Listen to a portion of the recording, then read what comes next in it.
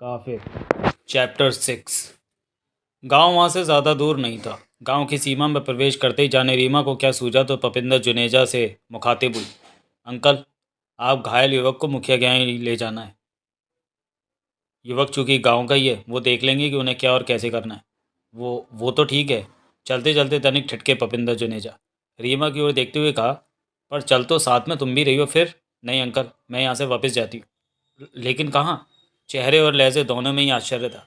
वो दरअसल अंकल, मैं चाहती हूँ आज ही किसी भूत या प्रेत से मुलाकात हो जाए तो बेहतर हो। यह क्या बात हुई भला? नहीं रीमा, मैं हरगिज़ भी तुम्हें अकेले उधर जाने की इजाज़त नहीं दूंगा। इस बार पपिंदर जुनेजा के लहजे में अधिकार का पुट था। प्लीज़ अंकल, आप मुझे या मेरी ज़िद को जानते नहीं हैं। मैंने एक बार सोच लिया मैं उधर जाऊंगी तो समझ लीजिए जाऊंगी। आप बुरा मत मानना, मेरे काम करने का अंदाज़ ज़रा तूफ़ानी है। काम मेरे सामने हो तो हाथ पर हाथ रखे नहीं बैठा जाता है मुझसे। तो कबूल करती हो तुम? एक टक उसकी ओर देखते हुए कहा पपिंदर जुनेजा ने, कि यहाँ किसी चक्कर में ही आई हो। एक रहस्यमय मुस्कान खेलने लगी रीमा के गुलाबी अधरों पर। स्थिर लहजे में कहा उसने, अब अंकल, भूत प्रेतों पर काबू पाना भी तो एक चक्कर ही है ना। चलती हूँ। शुभ रात्रि। कहने के साथ ही वह लंबे लंबे टक भरती हुई वहां से रुखसत हुई। पीछे पपिंदर जुनेजा कुछ देर तक वहीं टिटके खड़े रहकर चिंतित नज़रों से उसकी ओर देखते रहे। तत्पश्चात एक गहरी सांस भरने के साथ ही वह पलटे और गांव के मुखिया नूर जामा के मकान की ओर चल पड़े। उनके कंधों पर बेहोश अनिल कोयरी का जिस्म होने के बावजूद भी उनके चेहरे पर थकान का एक लक्षण भी नहीं था। उस रात भी वातावरण में नाकाबिले बर्दाश्त गर्मी थी। हवा का एक कतरा भी ना बहे। वो भी मई के आखिरी सप्ताह में तो गर्मी तो होनी थी। गर्मी के साथ उस सुनसान जगह पर दिल की धड़कन बढ़ा देने वाली गहरी निस्तब्धता भी थी। एक पत्ता भी तो नहीं खड़क रहा था उस समय। रोंगटे खड़े कर देने वाली निस्तब्धता थी वह। हाँ, कभी कभी चलते हुए रीमा के पैर के नीचे किसी पेड़ के नीचे गिरा पड़ा हुआ सूखा पत्ता आ जाता तो वहाँ की निस्तब्धता भंग हो जाती। करड़ मामूली आवाज़ होती थी, लेकिन उस वातावरण में वो मामूली आवाज़ अच्छे अच्छों के छक्के छुड़ा देने के लिए पर्याप्त थी। किंतु सवाल ये भी था कि वहाँ जब कोई था ही नहीं तो उस आवाज़ को तो प्रभावहीन होना ही था। और जो था या थी, उसके लिए उस आवाज़ का कोई महत्व नहीं था। वह इससे भी ज़्यादा भयानक वातावरण में खड़ी होकर ठहाके लगाने वाली शख्सियत थी। चेहरा नॉर्मल, आंखों में एक विशेष प्रकार की चमक तथा कानों को शिकारी कुत्तों की भांति खड़े किए वो पूरी निश्चिंतता के साथ आगे बढ़ रही थी। उसके हाथ में हाई बीम वाली टॉर्च थी, जिसे यदा कदा जलाकर वह उसकी रोशनी में इधर उधर देख लेती थी। पिछले तकरीबन 15 मिनट से उसकी पद यात्रा जारी थी। सहसा उसे सिगरेट की तलब महसूस हुई तो वह रुक गई। टॉर्च को जेब के हवाले कर दूसरी जेब से सिगरेट की डिब्बी तथा लाइटर बरामद किए। सिगरेट सुलगाने के पश्चात लाइटर और सिगरेट की डिब्बी जेब में रखते हुए वह आगे बढ़ी। उसकी मंजिल अभी कितनी दूर है इसका उसे अंदाज़ा नहीं था। इतना वो जानती थी कि रास्ता उसने सही पकड़ा हुआ है। सो निश्चिंत हो सिगरेट फूंकते हुए लगातार आगे बढ़ती रही। इस बात से कतई अनभिज्ञ थी वह कि किसी अनाम जगह पर एक बहुत ही शानदार ढंग से सजे हॉलनुमा कमरे में रखे 29 इंची टीवी की स्क्रीन पर उसकी प्रत्येक गतिविधि को बहुत ही दिलचस्पी से देखा जा रहा था। वह सांता क्लॉज वाले बहरूप वाला ही शख्स था जो सोफे पर धंसा बड़े ही दिलचस्प अंदाज में टीवी स्क्रीन पर नजरें गड़ाए रीमा को देख रहा था। उसके दाएं हाथ में काफ़ी देर से विस्की का नया तैयार किया हुआ पैक था, जिसको कि वह उस घड़ी लगभग भुलाए बैठा था। मंत्रमुग्ध सा टीवी स्क्रीन पर नजर रखे हुए बहरूपिया एकाएक बुदबुदा उठा। अखबार या टीवी वाली भी नहीं दिखती है। मीडिया पर्सन होती तो कैमरा वगैरह तो होता ही, खाली आता है। लेकिन है गजब की दुसासी। चेहरे पर शिकन नहीं, ऐसा दिख रही है जैसे रात खाना खाने के बाद खाना हजम करने के लिए टहलने निकली हो। और सुंदर भी गजब की है। जी चाहता है वहां न जाकर टीवी स्क्रीन में ही मुर्गी को दबोच लूँ। उफ साली तौबा, ये मतवाली चाल। झुक जाए। किसकी चाल देखकर उछल रहा हूँ मिस्टर एक्स? यार तानसी। नज़रें बहरूपिया की टीवी स्क्रीन पर थी, किंतु मुखातिब अपनी तरफ बढ़ते तानसी से था। ये इस लौंडिया को देखा? क्या चीज़ है यार। साला मुंह में पानी भर भर आ रहा है। मैं भी तो देखूं मिस्टर एक्स, कौन है वो चीज़ जिसने हमारे मिस्टर एक्स के होश उड़ा रखे? कहते हुए अपनी माइका जैसी चिकनी खोपड़ी पर हाथ फेरते हुए तानसी सोफे पर बैठा। तत्पश्चात उसकी नज़र टीवी स्क्रीन पर पड़ी और अगले ही पल वह सोफे से यूं उछला जैसे अचानक ही किसी ने उसके सोफे में 440 वोल्ट का करंट प्रवाहित कर दिया। ये साथ ही उसके मुंह से भारी बौखलाहट में ये शब्द भी निकले थे, कुतिया मुझे सूंघती हुई यहाँ भी आ पहुंची है। मिस्टर एक्स के नाम से पुकारे जाने वाले शख्स ने हल्के से चौंकते हुए तानसी की तरफ देखा, साथ ही कहा, तुम इस लड़की को जानते हो? हाँ। कौन है? रीमा नाम है इसका। सोफे पर जमने के बाद निगाहें टीवी स्क्रीन पर जमाते हुए खुरदले लहजे में क्या उठा। तानसी, खतरनाक भारतीय जासूस है ये। क्या? आप चौंकने तथा सोफे से उछलने की बारी मिस्टर एक्स की थी। वह फटी फटी आंखों से तानसी की ओर देखता हुआ बोला, इतनी सुंदर लड़की और जासूस, वो भी खतरनाक बताते हो तुम। इतना कुछ कैसे जानते हो तुम इसके बारे में? इस समय इसी खतरनाक शय की दी हुई चोट को सहला रहा हूं मैं, मिस्टर एक्स। कहते हुए पत्थर की तरह कठोर दिखने लगा था तानसी का चेहरा। वह अपने प्रत्येक लफ्ज को चबाते हुए बोला, मुंबई में मेरी प्रयोगशाला को इसी ने नष्ट किया है। इसी की वजह से जान बचाकर भागना पड़ा मुझे। मुझे विश्वास नहीं होता तानसी की ये सुंदरी इतनी खतरनाक है। तुम इतने शक्तिशाली, 100-200 सेना के जवान भी तुम्हारे मुकाबले में 1 मिनट नहीं टिक सकते। विज्ञान के चमत्कारों का खजाना है तुम्हारे पास, और तुम कहते हो कि इसने तुम्हें मुंबई शहर से खदेड़ दिया है ये विश्वास करने वाली बात? मैंने जो कहा है वो सच ही कहा है मिस्टर एक्स। ये उस समय एकाएक वहाँ पहुँचकर मुझ पर टूट पड़ी थी। मुझे अपने बचाव का मौका ही नहीं दिया इसने। पल भर के लिए तो जिस्म को मेरे फुटबॉल बना दिया था इसने। साली के हाथ पैर बिजली की तरह चलते हैं। मैं वहाँ से जान बचाकर भागने में कामयाब रहा। बस इसे ही करिश्मा समझो तुम। अगर ये मेरे ही पीछे यहाँ आई है तो गहरी फिक्र वाली बात है ये। तानसी का हाथ अपने सिर पर बराबर फिसल रहा था, साथ ही उसके लहजे में गहरी चिंता झलक रही थी। मुझे तो लग रहा है कि तुम इससे कुछ ज़्यादा ही खौफजदा लग रहे हो। मिस्टर एक्स के लहजे में गहरी लापरवाही थी। उसके हाथ में अभी विस्की से भरा गिलास था, जबकि खौफ से बाहर निकलकर उसने हाहाकारी जिस्म पर एक नज़र डाली तो तबीयत फड़क उठेगी तुम्हारी।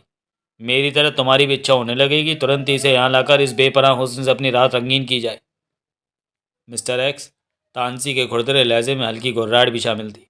तुम मन में आग से खेलने का विचार संजो रहे हो। वो लड़की आग भी है तो साधारण नहीं।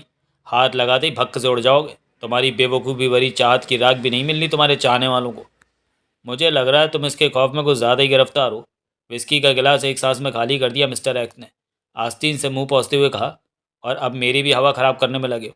अकेली है इस समय, कोई छोटा मोटा करतब दिखाओ। जीन्स पहनी है उसने, तुरंत ही गीली कर बैठेगी पक्का।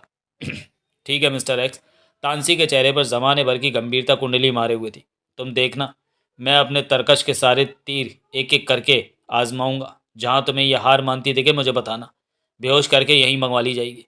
फिर दोनों मिलकर इसके हुस्न के समुंदर में डुबकियाँ लगाएंगे, ठीक? वाह, काफ़ी देर बाद जिंदा दिली वाली बात की है तुमने तानसी। खेल शुरू करो, मैं भी तो देखूं ये कितनी बड़ी 30 मार खाएं। अभी लो। तानसी ने सोफा छोड़ते हुए कहा, 30 की जगह 60 मार खान लगे तो कहना। जवाब में खामोश रहते हुए मिस्टर अपने लिए एक और नया पैक तैयार करने लगा। सिगरेट का आखिरी कश लेने के बाद रीमा ने टोटे को एक और उछाला ही था कि हवा का एक झोंका आकर उसके शरीर से टकराया तो उसने राहत की कोसों लंबी सांस ली। काफ़ी गर्मी हो रही थी उस समय। हवा के उस झोंके ने बहुत ही राहत पहुंचाई थी उसे। फिर तो हवा ने वह जोर पकड़ा कि मिनट बाद ही रीमा को उस हवा से दहशत होने लगी। देखते ही देखते उस हवा ने आंधी का रूप धारण कर लिया। जंगल में थी वे। मिट्टी उड़ उड़कर उसको आंखें बंद कर लेने पर मजबूर करने लगी। उफ, लगता है मैंने गलत समय का चुनाव किया है इधर आने के लिए। ऐसे में तो ये धूल मुझे ही प्रेतनी बना देगी। अब समस्या यह है कि इतनी दूर निकल आई हूँ कि ऐसे में वापसी भी संभव नहीं लगती। वो परेशान थी। आंधी कह रही थी कि आज मेरा ही राज रहेगा, मेरा ही सिक्का जमेगा। निरंतर जोर पकड़ती जा रही थी। ऐसे में आंखें खुली रख पाना असंभव हो गया रीमा के लिए। लेकिन कदम नहीं रुके उसके। चाल थोड़ी धीमी ज़रूर पड़ गई थी लेकिन रुकी नहीं वह। आंखें बंद थी उसकी परंतु कान खुले थे उसके। आंखें बंद थी उसकी परंतु कान खुले थे उसके। सहसा आगे बढ़ती रीमा के कान तो शिकारी कुत्तों की भांति खड़े हुए। उसकी छठी इंद्री ने उसे सचेत किया। आंधी भयंकर रूप धारण किए ही हुई थी। रीमा की आंखें बंद थी और तभी सक सक सक सक की आवाज़ भला आंधी के शोर में क्या जलवे दिखाती। साधारण इंसान तो उस भयावह वातावरण में उस आवाज़ को नोट ही नहीं कर सकता था। किंतु रीमा साधारण कहाँ थी, एक्स्ट्रा ऑर्डनरी पर्सन थी। हल्की से हल्की आहट उसे खतरे का एहसास करा देने के लिए काफ़ी थी। बंद आंखों का वह अविश्वसनीय व हैरत अंगेज कारनामा था वह एक पल के 100वें हिस्से में सतर्क हो किसी जिम्नास्ट की तरह हवा में कलाबाजियां खाते ऊपर उठती चली गई। वहां तो धूल के गुबार की वजह से दृश्य इतना स्पष्ट नहीं था जितना 29 इंच वाले कलर टीवी की स्क्रीन पर स्पष्ट था। वो संख्या में 6 निंजा फाइटर्स थे जिनके हाथों में रोशन ट्यूबलाइट की तरह वातावरण में रोशनी बिखेरती तलवारें रीमा के जिस्म के अंग अंग को काट अलग कर देने की नीयत से घूमी थी। लेकिन हवा में सक सक की ध्वनि करती हुई घूमती चली गई। जो जिस्म उन तलवारों का निशाना था वो हवा में ऊपर कलाबाजियां खा रहा था। निंजा फाइटर्स का व्यापार खाली हुआ तो रीमा का जिस्म ही नीचे आया लेकिन पाँव जमीन पर नहीं आए। ठाक ठाक हवा में ही थी वह कि उसके पैर की ठोकरों ने दो निंजा फाइटर्स को पीछे उलट जाने पर विवश कर दिया। आंखें बंद थी अभी भी उसकी। ज़मीन पर गिरते ही करवटें बदलती चली गई। निंजा फाइटर सिर से लेकर पाँव तक स्याल आबादों में ढके हुए थे। आंखों वाले स्थान पर जो छिद्र थे उनमें विशेष प्रकार के लेंस लगे हुए थे जिनकी वजह से सब कुछ साफ साफ दिख रहा था। रीमा की प्रत्येक करवट के साथ उसके छोड़े स्थान पर ज़मीन पर एक तलवार आ धंसी। और जब चारों ही तलवारें ज़मीन पर जा धंसी और निंजा उनको बाहर खींचने के लिए जोर लगाने पर जुटे हुए थे तो रीमा किसी रबड़ के बबुए की भांति एक झटके से उठी। साथ ही उसकी लात घूमी और चारों निंजा मुंह से आउच आउच की आवाज़ निकालते हुए पीछे की तरफ उलटते चले गए।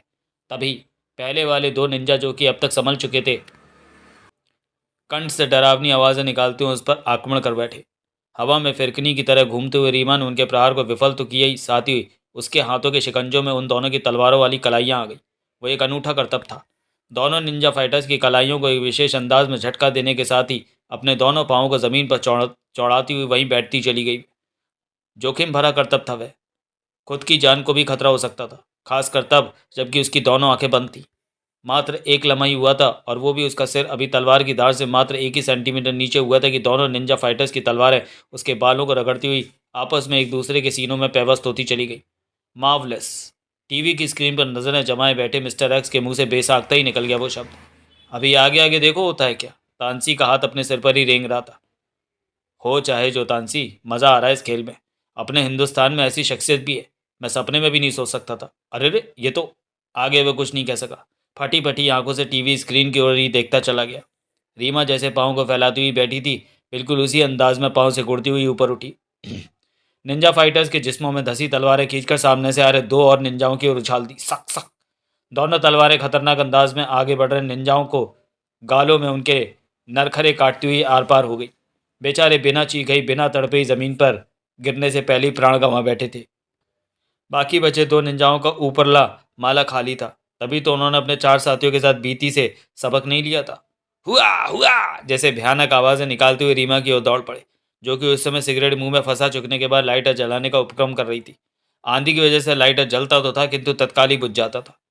आंखें तो पहले से ही उसकी बंद थी, किंतु कान इतने सजग थे कि उसे लाइटर की लौ की आवाज़ की सुध मिल रही थी। और जिसे लाइटर से उठने वाली लौ की सुध हो, उसे अपने तरफ दौड़कर आते दो जोड़ी कदमों की सुध कैसे न रहती। ठीक ऐन वक्त पर जबकि दोनों निंजाओं ने अपनी तलवारों से उसके जिस्म को दो जगहों से काट कर उसके जिस्म के 3 हिस्से करने चाहे कि तभी रीमा भारती हथेलियों के बल जमीन पर गिरी। उसकी टांगें हवा में नाची और धाड़ धाड़ करते हुए निंजाओं के टखनों पर पड़ी। उन दोनों के पैर जमीन से उखड़े जिस्म कटे वृक्ष की तरह रीमा भारती पर ढेर होने को हुए तो रीमा भारती ने पहले ही वह स्थान छोड़ दिया। दोनों निंजा मुंह के बल जंगल की पथरीली जमीन पर गिरे तो मुंह से दबी दबी करा को निकलने से नहीं रोक सके। इधर निंजा मुंह के बल जमीन पर गिरे तो उधर बिजली की बेटी स्प्रिंग वाले खिलौने की तरह उठ खड़ी हुई थी। तदुपरांत उसने 1 सेकंड भी जाया नहीं किया अपने दुश्मनों को यमपुरी का दौर दिखाने में। याहू! कंठ से मादा भेड़िए की गुर्राहट निकली। जिस्म हवा में उठा और 6 या 7 फुट की ऊंचाई तक उठने के बाद विशिष्ट अंदाज में नीचे आने लगा और अगले पल उसका एक घुटना एक निंजा व दूसरा घुटना दूसरे निंजा की रीढ़ की हड्डी पर पूरे वेग से टकराया। कड़ाक! दोनों ही निंजा अरने भैंसों की तरह टकराए और अपने हाथ पांव को जमीन पर पटकते हुए तड़पने लगे। साए साए। तूफान अभी भी अपना प्रचंड रूप धारण किए हुए था। रीमा भारती झटके से उठी और एक बार फिर से जेब से लाइटर व सिगरेट निकालकर सिगरेट सुलगाने का प्रयत्न करने लगी, परंतु तूफान की वजह से अपने प्रयास में वह सफल नहीं हो पा रही थी। क्यों मिस्टर? स्क्रीन पर नजर टिकाए हुए तानसी के लहजे में गहरा व्यंग था। एक्स, अब क्या इरादा है? अभी और कोई तमाशा देखना चाहते हो या मानते हो कि लड़की उससे भी ज़्यादा खतरनाक है जितना मैंने तुम्हें बताया था? वाकई प्रोफेसर, आंखों से न देखता तो सुनकर तो कभी यकीन न करता कि हसीना नहीं साक्षात मौत है। गिलास को विस्की से भरते हुए मिस्टर एस की भी नज़रें टीवी स्क्रीन पर थी। उफ! सिगरेट जलाने का प्रयास करती रीमा भारती झल्ला उठी थी। एक तो यह आंधी तूफान और ऊपर से मुझे सब्र नहीं है, लेकिन मजबूरी है रीमा। सब्र तो करना ही होगा, वरना ऐसे तूफान में तो 7 जन्म तक लाइटर हाथ में लिए खिच खिच करती रहेगी और तेरी सिगरेट नहीं जलने की। होठों के मध्य से सिगरेट खींचकर सिगरेट और लाइटर जेब के हवाले किया तो चमत्कार हुआ। तूफान की प्रचंडता में कमी आई। वारी कुदरत! नहीं मंजूर था कि मैं सिगरेट पीऊँ तो कान में फूंक मार देनी थी। यूँ फूफा करनी ज़रूरी थी। मिट्टी से सारा बदन किरसने लगा है। धीरे धीरे तूफान में कमी आती चली गई। हवाएं चल रही थी लेकिन बर्दाश्त करने लायक थी। धूल तो बिल्कुल भी उड़ना बंद हो चुकी थी। आंखें मलते हुए रीमा ने आंखें खोली, कदम उठा लेकिन आगे नहीं बढ़ा। दिशा के बारे में कन्फ्यूजन हो रहा था उसे। कुछ देर वहीं खड़ी होकर अनुमान लगाती रही कि किधर बढ़ना चाहिए उसे। मोबाइल कंपनी के टावर को खड़ा करने के लिए खुदाई किधर चल रही थी। जहाँ खुदाई चल रही थी वहीं प्रेत लीलाएँ भी हो रही थी। जहन में अभी रस्साकसी चल रही थी कि ख्याल आया कि अब कौन सी प्रेत लीला देखनी बाकी रह गई है। बंद आंखों से बाकायदा कुश्ती लड़ चुकी है वह तो। साले कलयुगी प्रेत थे। हवा लगभग बिल्कुल थम चुकी थी तब तक। सिगरेट और लाइटर फिर से जेब से बाहर आ गए थे। सिगरेट को लौ दिखाते हुए बड़बड़ाई। तलवारों से फाइट कर रहे थे, यहीं कहीं होंगे, देखती हूँ कैसे लगते हैं मरने के बाद। प्रेत आ! सिगरेट मुंह से बाहर। लाइटर का कहीं अता पता नहीं और जिस्म को रॉकेट बना दिया था पीठ पर पड़ने वाली ठोकर ने। ठोकर इतनी भयंकर थी कि कुछ ही दूरी पर सामने खड़े पेड़ के मजबूत तने से यदि रॉकेट टकरा जाता था तो संभव था कि पेड़ ने जड़ें छोड़ देनी थी या फिर रॉकेट के परखच्चे उड़ जाने थे। किंतु साधारण रॉकेट नहीं था वह, बहुत ही करतबी था। तभी तो पेड़ के तने से टकराने से पूर्व ही हवा में कलाबाजी खा गया। जो जिस्म जाकर पेड़ के तने से आलिंगनबद्ध होता दिखना चाहिए था, उसके से पैर जाकर तने से टकराए और अगले ही पल वह सुरक्षित जमीन पर खड़ी उस ओर निहार रही थी जिधर से उसे रॉकेट बनाकर भेजा गया था। वाह वाह, लड़की है या जादू की पुड़िया। मिस्टर एक्स की आंखों में प्रशंसा के भाव थे। यहाँ बैठे बैठे क्यों उछल रहे हो मिस्टर एक्स, तानसी ने अपनी चांद सहलाते हुए चुपते हुए लहजे में कहा। सामने जाकर शाबाशी दो, गोल्ड मेडल दो। जी तो यही चाह रहा है प्रोफेसर तानसी, लेकिन मौत के सामने जाने की हिम्मत नहीं जुटा पा रहा हूँ। वैसे ये तुम्हारा कारनामा कुछ अच्छा लग रहा है। डफर हो तुम। लहजे में हल्की घुर्राहट थी तानसी के। ये मेरा कारनामा नहीं है, मैं वैज्ञानिक हूँ, सर्कस का रिंग मास्टर नहीं जो वह जंगली भैंसा मेरे इशारों पर नाचेगा। तो इसका मतलब लड़की की किस्मत ही खराब लग रही है। हम तो जान के पीछे पड़े ही थे, अब ये भैंसा भी। हाँ, और चुप हो जाओ। अपने ईश्वर से प्रार्थना करो कि हमारा काम वो भैंसा कर दे। सच कहता हूँ, विनर भैंसा रहा तो चीन की सबसे बढ़िया इंपोर्टेड घास मंगाकर इत्र छिड़क कर दावत करूंगा इसकी, और मैं अमेरिका से गुलामों की माला मंगवाकर इसे पहनाऊंगा। शाबाश माई डियर भैंसा, दिखा कोई जहूरा ऐसा कि लड़की के फट्टे चक जाएं। अबे बे रुक बे जानवर की औलाद। भैंसे की टक्कर से खुद को बचाते हुए रीमा चिल्लाई। लड़की की जान लेगा क्या? लड़ाई घर में कुल्लू कल्लू की अम्मा से करके आया और गुस्सा मुझ पर दिखा रहा है। Bad, very bad. अपनी झोंक में फ्रंटियर मेल वाली रफ्तार पकड़े दूर तक निकलता चला गया। भैंसा टकराते हुए पलटा, अपने शिकार पर एक नज़र डाली और फिर से उसकी तरफ दौड़ पड़ा। अबे रुक, तुझे तेरे बीवी बच्चों की कसम, रुक साले। क्यों इस बाली उमरिया में मुझे परलोक यात्रा पर भेजना चाहता है? किस जन्म का बदला लेने पर उतारू है तू? तब तक भैंसा एकदम से उसके करीब आ चुका था और तभी रीमा का जिस्म तीर की भांति ऊपर उठा। भैंसा उसके निकट आया तो उसके पैर भैंसे की पीठ पर आ टिके। भैंसा उसे लेकर नाक की सीध में दौड़ता चला गया। यूं बैलेंस बनाए रखना भी एक आर्ट था, किंतु जाने वह ऐसी कितनी आर्टों की मास्टर थी। फुल स्पीड से भाग रहे जंगली भैंसे की पीठ पर खड़ी बौखलाए हुए लहजे में कही जा रही थी। अबे अबे रुक जा, रुक भी जा अब। क्या बिना बैंड बाजों के ही मेरी होने वाली ससुराल तक पहुंचा कर रहेगा? सुन प्यारे, अबे मैं आखिरी बार कहती हूँ रुक जा, वरना कहीं मेरा भेजा सरक गया तो कल्लू की अम्मा को अपने माथे से सिंदूर पहुंचन पड़ेगा। अबे हाय, मार डाला रे। इसी के साथ रीमा का जिस्म भैंसे की पीठ से उछलकर जमीन पर आ गिरा। जमीन पथरीली थी, कुछ चोटों भी आई उसे, किंतु ऐसी चोटों की परवाही कहाँ करती थी वह। गिरते ही तत्काल ही उठकर खड़ी हो गई वह। तभी उसके कानों से भपिंदर जुनेजा की आवाज़ टकराई। वो रही उधर। वो चीखते हुए स्वर में कह रहे थे, शर्तिया वो रीमा ही है। रीमा ने आवाज़ वाली दिशा में देखा। भपिंदर जुनेजा गांव के कुछ लोगों के साथ उसी की तरफ दौड़े चले आ रहे थे। रीमा की निगाहों ने जंगली भैंसे की तलाश की। भैंसा गधे का सींग बन चुका था। ठंडी सांस लेकर रह गई वो। लड़की तो वाकई बहुत ही खतरनाक है। विस्की का एक तगड़ा घूंट भरने के पश्चात मिस्टर एक्स ने चिंता युक्त लहजे में कहा, इस पर तो काबू पाना टेढ़ी खीर दिख रहा है। बिल्कुल दुरुस्त फरमाया तुमने मिस्टर एक्स। तानसी भी चिंतित ही दिख रहा था। लड़की खतरनाक तो है ही, चिंता का विषय यह है कि ये मेरी तलाश में यहाँ पहुंची हुई है। हो सकता है ये तुम्हारा भ्रम हो, बिहार में इसकी मौजूदगी की वजह कोई और ही हो। और कोई वजह नहीं हो सकती मिस्टर एक्स। तानसी का लहजा विश्वास से भरा हुआ था। पक्का ये मेरी तलाश में यहाँ आई हुई है। ज़रूर इसका ध्यान मेरी तरफ मेरे उन छोटे मोटे कर्तव्यों की वजह से गया होगा जो मैंने गांव वालों के दिलों में दहशत बैठाने के इरादे से दिखाएं। चलो मान भी लिया कि ये तुम्हारी तलाश में यहाँ आई है, कुछ सोचते हुए मिस्टर एक्स ने कहा, लेकिन तुम्हें तलाश कर तो नहीं सकती ना ये। फिर चिंता किस बात की कर रहे हो तुम? मैं अपनी वजह से फिक्रमंद नहीं हूँ मिस्टर एक्स। क्यों? मुझे फिक्र इस बात की है कि कहीं इसे असली मामले की भनक ना लग जाए। और सच ये है कि वह एक दो दिन यहाँ रुकी तो इसकी समझ में आ जाएगा कि हमने यहाँ प्रेत लीला वाला चक्कर क्यों चलाया हुआ है। हुंकार भरने के साथ ही मिस्टर एक्स किसी गहरी सोच में डूब गया। तानसी ने भी आगे कुछ नहीं कहा। अगले कुछ पलों तक वहाँ खामोशी का साम्राज्य था। एक ऐसी खामोशी की सुई भी गिरे तो लगे बम फटाओ। कुछ पलों की उस खामोशी को आखिर में मिस्टर एक्स ने ही ब्रेक किया। प्रोफेसर, उसके लहजे में जमाने भर की गंभीरता थी, अगर उस जासूस को असली चक्कर का पता लग गया तो बहुत बड़ी गड़बड़ हो जाएगी। और मैं क्या कह रहा हूँ? सर पर हाथ फेरते हुए तानसी ने कहा, उस जासूस लड़की को क्या नाम बताया तुमने? रीमा। रीमा को असली मामले की पहुंच से दूर रखने का एक आइडिया अभी अभी मेरे जहन में क्लिक किया है। क्या? तुम्हें लखनऊ जाना होगा एक दिन के लिए। करूँगा क्या वहाँ जाकर? वहाँ जाकर तुमने दो एक छोटे मोटे कारनामे प्रस्तुत करने होंगे प्रोफेसर।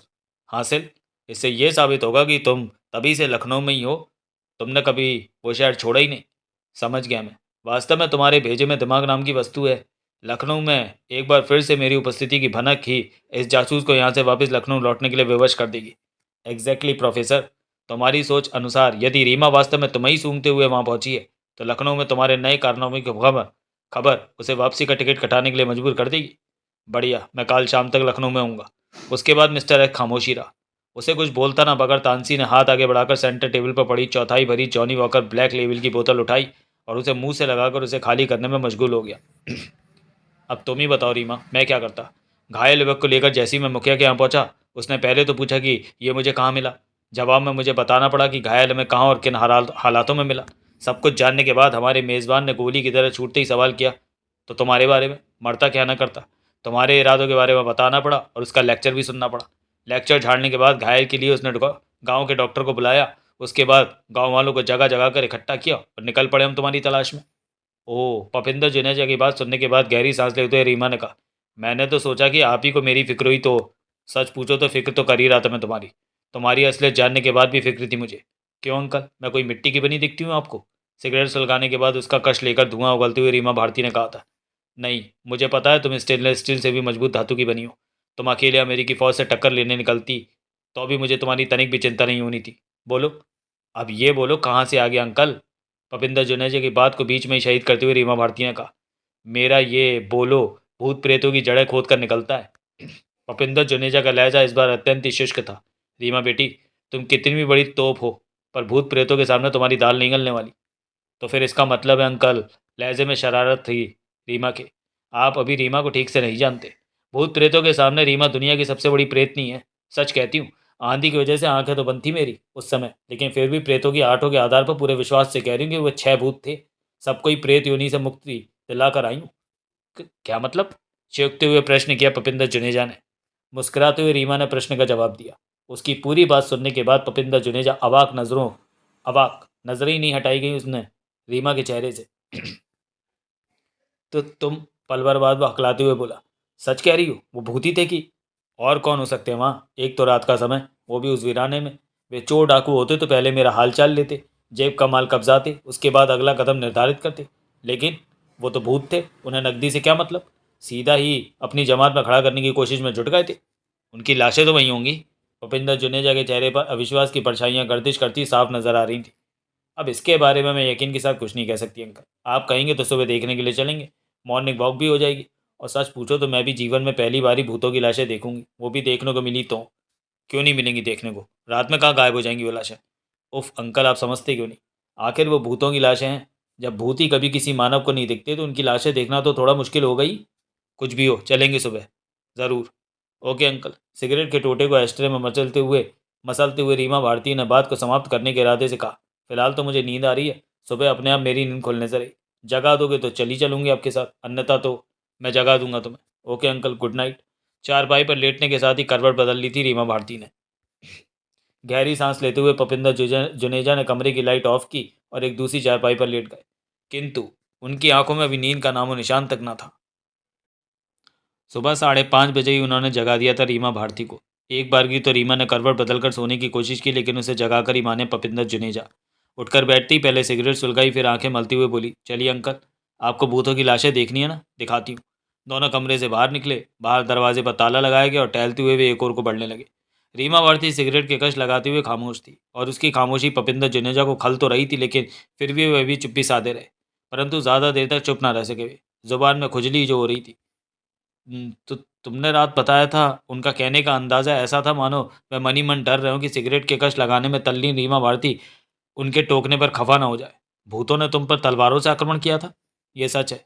नाक से धुआं उगलते हुए रीमा ने कहा। हालांकि उस समय मेरी आंखें तूफान में उड़ती मिट्टी की वजह से बंद थी, लेकिन भूतों की तलवार उनसे छीनकर मैंने भी इस्तेमाल की है, इसलिए श्योर हूँ। मैं रात भर यही सोचता रहा कि भला भूत प्रेतों के बाद तलवारों का क्या काम? तुम पर आक्रमण करने वाले भूत नहीं हो सकते हैं, फिर कौन हो सकते हैं वे? इस गांव में अभी मैंने किसके खेत के गन्ने उखाड़े? दूसरी बात, रात में ही मैंने सामने रखी थी, वे चोर डाकू तो हो ही नहीं सकते। चोर या डाकू होते तो मुझे लूटने की कोशिश करते। चोर डाकू का साधारण इंसान भी होते तो एक जवान और अकेले लड़के को सुनसान जगह पर पाकर चीटा घसीटते तो बाज ना आते। साथ ही ये खटकने वाली बात और है रीमा। क्या? सिगरेट के टोटे को एक और उछालते हुए रीमा ने पूछा। जब वहाँ तेज हवाओं में तुम्हें कुछ नहीं दिखाई दे रहा था, तुम आक्रमणकारियों का अंत तक नहीं देख पाई, तो ये कैसे संभव है कि आक्रमणकारी तुम्हें न केवल देख रहे थे बल्कि तुम पर आक्रमण कर रहे थे? माय डियर अंकल, यहाँ आप भूल कर रहे हैं कि मैं एक साधारण इंसान हूँ और मुझ पर आक्रमण करने वाले भूत प्रेत थे। रीमा के जवाब ने उन्हें निरुत्तर कर दिया। फिर बाकी का रास्ता खामोशी से कटा। तकरीबन 10 मिनट और चलने के बाद रीमा एक जगह टिटकी तो पपिंदर जुनेजा पूछे बिना ना रह सके। क्या हुआ रीमा? उनकी नज़र रीमा के चेहरे पर थी। तुम यहाँ क्यों ठिठक कर रुकी हो? अंकल, कहते हुए रीमा के माथे पर अनगिनत बल थे। आंखें सोचने वाले अंदाज में सिकुड़ी हुई थी। मुझे लगता है कि यही वह जगह है जहाँ रात भूतों ने मुझ पर आक्रमण किया था। लेकिन यहाँ तो किसी भूत वूत की लाश नहीं है, जबकि इस बारे में रात में ही मैं अपना ख्याल जाहिर कर चुकी हूँ अंकल। रीमा भारती ने अपनी निगाहें इधर उधर दौड़ाते हुए कहा, जब इंसानों को जीते जागते भूतों के दर्शन नहीं होते तो मरे हुए भूतों को कौन देख सकता है? तलवारें भी तो बता रही थी कि भूत प्रेतों के पास थी। वो तो यहीं होनी चाहिए। क्यों? भूतों की तरह उनकी तलवारें भी मायावी होंगी अंकल। अब आप लाशों या तलवारों को भूल जाइए। किंतु रीमा, उसकी बात को बीच में ही शहीद कर दिया पपिंदर जुनेजा ने। जगह के बारे में भी तो तुम्हें कन्फ्यूजन हो सकता है। दावा तो नहीं करती मैं, लेकिन ऐसा नहीं होना चाहिए। रीमा का चेहरा भाव रहित था। एनीवे, चलिए आगे चलते हैं। इसलिए कि शायद वे लाशें आगे दिख जाए। उफ अंकल, लगता है आपको मेरी बात पर यकीन नहीं। लाशें नहीं दिखी तो आप गप्पी समझते रहेंगे मेरी बताई बात को। नहीं, ऐसी बात नहीं है रीमा। वो तो मैं बुरी तरह हड़बड़ा कर रह गया पपिंदर जुनेजा। वैसे ही जैसे चोरी करते हुए चोर रंगे हाथों पकड़े जाने पर हड़बड़ा उठता है। रीमा भारती ने एक नज़र उनके चेहरे पर डाली और कदम आगे बढ़ा दिए। उसके पीछे पीछे पपिंदर जुनेजा भी चलने लगे। काफ़ी दूर निकल आए दोनों चलते हुए, लेकिन रास्ते में कोई चूहे का बच्चा तक मरा हुआ ना देखा उन्हें। रीमा भारती का ध्यान तक उस ओर ना था, जबकि पपिंदर जुनेजा का विश्वास जड़ें पकड़ता जा रहा था कि रीमा भारती ने रात लंबी लंबी हाँकी है। तभी वह रीमा की बड़बड़ सुनकर चौंके तथा उसकी ओर देखने लगे। ये वो एक और अपलक देखते हुए बड़बड़ा रही थी। सुबह सुबह इधर कौन क्या कर रहा है? भूपेंद्र जुनेजा ने उसकी निगाहों का अनुसरण किया। निगाहें वहां जाकर रुकी जहाँ रीमा की निगाहें थी। ये वो भी बड़बड़ा उठे। ज़रूर कोई चोर है, साला बैग लेकर पेड़ से उतर रहा है। 1 मिनट अंकल, रीमा ने उधर दौड़ लगाते हुए कहा। मैं देखती हूँ इस चोट्टे ने नीम के पेड़ से डॉलर तोड़े हैं या पौंड। तब तक पेड़ से उतरने वाले की नज़र भी अपनी तरफ दौड़ती हुई रीमा पर पड़ चुकी थी। उसने तेजी से भारी कैनवस का बैग कंधे पर लादा और एक तरफ दौड़ लगा दी। अबे चोटी के! रीमा अपनी गति बढ़ाते हुए चिल्लाई। रुक साले, भागता कहाँ है? मत करना आधा आधा, भागते भूत की लंगोटी की तरह कुछ तो देता जा। लेकिन भागने वाले ने उसकी नहीं सुनी। कंधे पर भारी बैग होने के बावजूद आश्चर्यजनक गति से पकड़े हुए था वो। किंतु हम भी किसी से कम नहीं वाला अंदाज रीमा भी अपनाए हुए थे। भाग हरामी, देखती हूँ कहाँ तक भागता है। हिरनी की तरह खुदाचे भरते हुए चोर के पीछे थी वह। और मेरे मेहरबान दोस्त इस बात को बखूबी अंदाज़ा लगा सकते हैं कि वो चोर चाहे राजधानी एक्सप्रेस की स्पीड से भी भाग रहा होता तो भी अंत रीमा ने उसे पा ही लेना था। हुआ भी कुछ ऐसे ही। रीमा भारती ने जब देखा कि चोर उसकी रेंज में है तो भागती हुई रीमा का जिस्म रॉकेट की तरह हवा में तैरता हुआ इस चोर की तरफ बढ़ा। अगले ही पल रीमा की खोपड़ी भागते हुए चोर की पीठ पर तोप के गोली की तरह टकराई और वह चीखता हुआ मुंह के बल जमीन पर जा गिरा। बैग उसके कंधे से निकलकर दूर जा पड़ा था। फिर इससे पहले कि वो उठकर अपने पैरों पर खड़ा होता, रीमा भारती उसके सिर पर सवार थी। क्यों बे नालायक! कमर पर हाथ रखे उसे सख्त नजरों से घूरती हुई गुर्राई। पीछे से चीख चीख कर मेरा गला सूख गया। रोक रही थी तो रोका क्यों नहीं? जवाब उसने मुंह की जगह हाथ से दिया। उसका घूंसा रीमा के चेहरे पर पड़ा तो वह मुंह से उफ की आवाज़ निकालते हुए पीछे पलट पलट उलट गई। मार इसलिए खा गई कि उसे सामने वाले से ऐसी अपेक्षा नहीं थी। साथ ही उसका आक्रमण अप्रत्याशित था। किंतु जैसे ही वह एक झटके से पीछे पलटी थी, ठीक वैसे ही एक झटके से उसका जिस्म फिर से अपने स्थान पर था। इस बार चेहरे के भावों में काफ़ी परिवर्तन दिख रहा था। चेहरा मारी क्रोध के तमतमा रहा था तो आंखों में शोले तैरते नजर आ रहे थे। कुत्ते के बीच! वह अपना एक एक शब्द चबाते हुए फुफकारी। अपनी भलाई चाहता तो 1 मिनट में अपनी असलियत उगल दे, वरना मैं शुरू हुई तो बीच में तब तक दम नहीं लूंगी जब तक कि तू बेदम नहीं हो जाएगा। हंसा वो। उपेक्षा भरी हंसी थी उसकी। हंसते हुए बोला, जा नाजुक बदन, मर्दों से पंगा लेने की जगह उन्हें खुश करने वाली राह पकड़, वरना किसी दिन मेरे जैसे किसी मर्द के हाथों मारी जाएगी। अबे चटनी के! अपने आप को मर्द कहता है? अभी तेरी सारी मर्दानगी झाड़ती हूँ मैं। कहने के साथ ही शुरू हो गई वह, वो भी नॉन स्टॉप। पल भरी पल भीतर ही अपने आप को मर्द कह रहे शख्स के स्टम्प बिखर गए। गुल्लियां छिटक कर दूर जा गिरी। रुको! वह हलाल होते बकरे की तरह चीखा। मत मारो मुझे झांसी की रानी! फिर से मेरे शहर का नाम? मैं तुम्हारे हाथ जोड़ता हूँ, पाँव पड़ता हूँ। सच में ही कहने के साथ दोनों हाथों में एक एक पाँव टकने से जकड़ लिया उसने। अबे छोड़! रीमा बौखला उठी। 1 सेकंड में पैर छोड़ मेरे। पहले वादा करो, अब मुझे मारोगी नहीं। मेरे प्रश्नों के सही सही जवाब दोगे तो नहीं मारूंगी, बल्कि खुश होकर पूरी आधा दर्जन पप्पियाँ दूंगी। अब पैर छोड़कर खड़ा हो जा, मेरे प्रश्नों का उत्तर दे। 1 मिनट। और 1 मिनट कहने के साथ ही उस बंदे ने एक बार फिर से बिल्कुल अप्रत्याशित हरकत की। रीमा के दोनों पाँव एक झटके से अपनी ओर खींचे। रीमा भारती पीछे की तरफ उलट गई। उस बंदे ने मिट्टी की मुट्ठी भरी उठा और उठने की कोशिश कर रही रीमा के चेहरे की तरफ मिट्टी उछाल दी। सारी की सारी मिट्टी रीमा की भारती की आंखों में घुस गई। साले मादर! रंडी के बीच! रीमा भारती एक सांस में उसे दर्जनों गालियां सुनाती चली गई, लेकिन सुनने के लिए वहां रुका नहीं। पलट कर सामने की तरफ दौड़ पड़ा। रुक! भागता कहाँ है? तभी वहाँ पहुँचते हुए पपिंदर जुनेजा ने उसे ललकारा, लेकिन वह पट्टा तो यह जा वह जा होकर रह गया। रीमा के आगे जब तक खुले उनका उसका दूर दूर तक कहीं पता नहीं था। भाग्य हरामी। दांत पीसते हुए रीमा अपनी आंखें साफ करने लगी। था कौन वह? बताया नहीं था अभी उसने। रीमा भन्नाई हुई थी। मारे क्रोध के नथुने फूल पिचक रहे थे। बहुत बुरा गच्चा दिया मुझे उसने। अपने जासूसी जीवन में जो दाव मैंने हजारों बार आजमाया था, वही दाव पट्टा मुझ पर चला गया। इसी को कहते हैं कि पहलवान इंसान नहीं, वक्त होता है। भूपेंद्र जुनेजा हौले से हंसते हुए बोले, कभी गाड़ी नाव में तो कभी नाव गाड़ी में होती है। ठीक कहते हो अंकल। वो पट्टा तो निकल गया हाथ से, मगर अपना बैग छोड़ गया। देखते हैं बैग में क्या है। एक और लावारिस पड़े बैग की तरफ कदम बढ़ा लिए रीमा ने, साथ ही भूपेंद्र जुनेजा ने। बैग रीमा मारती नहीं खोला। काफ़ी सामान था उसमें। एक एक करके बाहर निकालने लगी। बैग से सामान बाहर करते समय उसके चेहरे पर बहुत ही रहस्यमयी मुस्कान नृत्य कर रही थी और वह मुस्कान लगातार गहरी होती जा रही थी। हैरान भूपेंद्र जुनेजा भी थे, लेकिन रीमा की तरह वो भी फिलहाल चुप्पी साधे हुए थे। बाहर बाजार लगाने के बाद रीमा भूपेंद्र जुनेजा की ओर देखती हुई बोली, क्यों अंकल, क्या अंदाज़ा लगाया आपने ये सामान देखकर? मैंने? रीमा का सवाल अप्रत्याशित था, इसलिए पल भर के लिए बौखला उठे हुए, लेकिन शीघ्र ही स्वयं पर काबू पाया। कहा, मैंने क्या अंदाज़ा लगाना है? साफ दिख रहा है, कैमरा वगैरह की ये तारें, माइक सिस्टम, सब ड्रामा कंपनी का सामान लगता ही है। चेहरे पर खेलने वाली रहस्यमयी मुस्कान और भी गहरी हो गई। और जानते हैं अंकल, ये सामान किसका है? उसी का जो अभी भी मैदान छोड़कर भागा है। बेवकूफ़ कहीं का, 20,000 से ऊपर का सामान यूँ छोड़ गया। साधारण से बता देता कि कौन था, बैग में क्या था, तो यूँ सामान छोड़कर नहीं भागना पड़ता उसे। यूँ ना भागता तो मैं मार मार कर सुअर बना देती उसे, और उस भूतों के साथी से उसके साथियों का पता ठिकाना जानकारी रहती। भूतों का साथी? सॉरी। भूपेंद्र जुनेजा ने अचकचाते हुए उसकी तरफ देखा। ये क्या कह रही हो तुम? मेरे पल्ले ही नहीं पड़ रहा। सामने पड़ा ये सामान बताता है डियर अंकल कि वो भूतों का साथी था। ये सारा सामान गांव वालों को भूत लीला दिखाने के लिए प्रयुक्त किया जाता था।